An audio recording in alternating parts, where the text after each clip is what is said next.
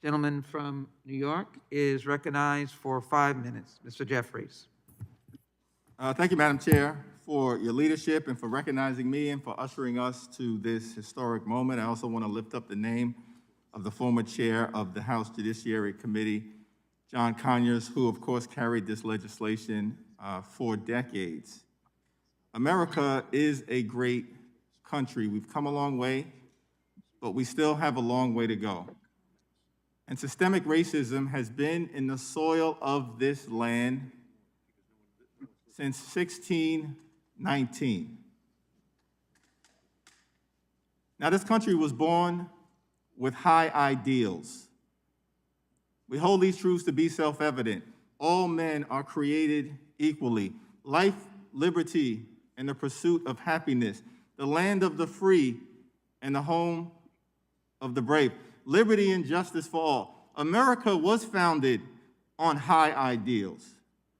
But at the same time, there was a birth defect, a genetic imperfection on the question of race that took the form of chattel slavery, one of the worst crimes against humanity in the history of the world. So no, we're just not simply going to move on. And some of my colleagues on the other side of the aisle seem to take the position that after 246 years of chattel slavery, an amendment is passed, my bad, get over it, move on. No, we will not.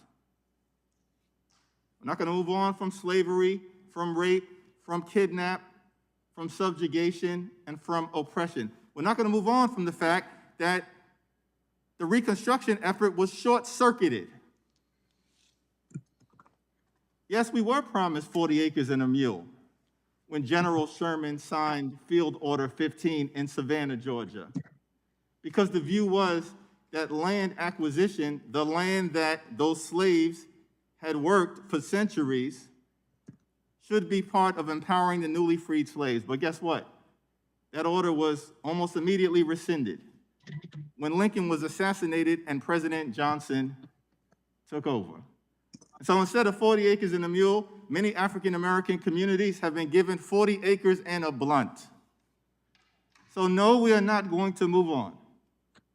We're not going to move on because the Freedmen's Bureau that was set up to empower newly freed slaves was closed after 9 years in 1874. Why? Because fraud and incompetence and criminal behavior. Nobody was held accountable. 50 white trustees, tens of thousands of freed slaves lost their life savings. So no, we're not simply going to move on. We're not going to move on because after slavery, Jim Crow and the rise of the KKK and the lynching epidemic and Plessy versus Ferguson and Black Wall Street in 1921 destroyed. Why? Because black prosperity was viewed as a threat to white supremacy. So no, we're not simply going to move on. And when the Great Depression struck, African Americans were hit the hardest and we received the least amount of support.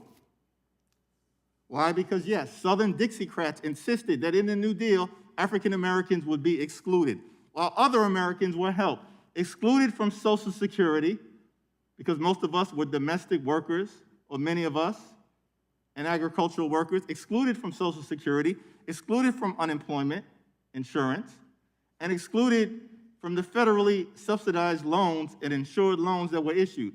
So between 1934 and 1962, 98% of the federally insured loans that were issued by the federal government were issued to white Americans. That's how suburbs were created. So no, sir, we're not simply going to move on.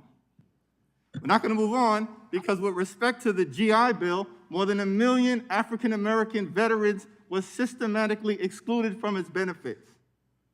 When they came back from war, just like everyone else, built the great American middle class. So we're not simply going to move on.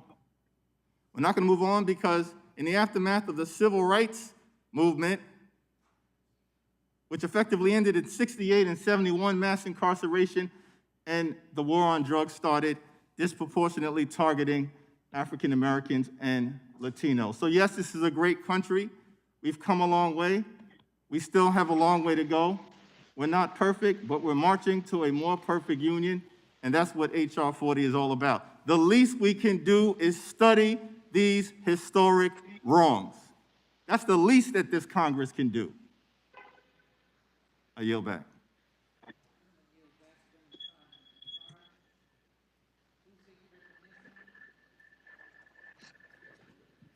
Mr. Liu is now recognized.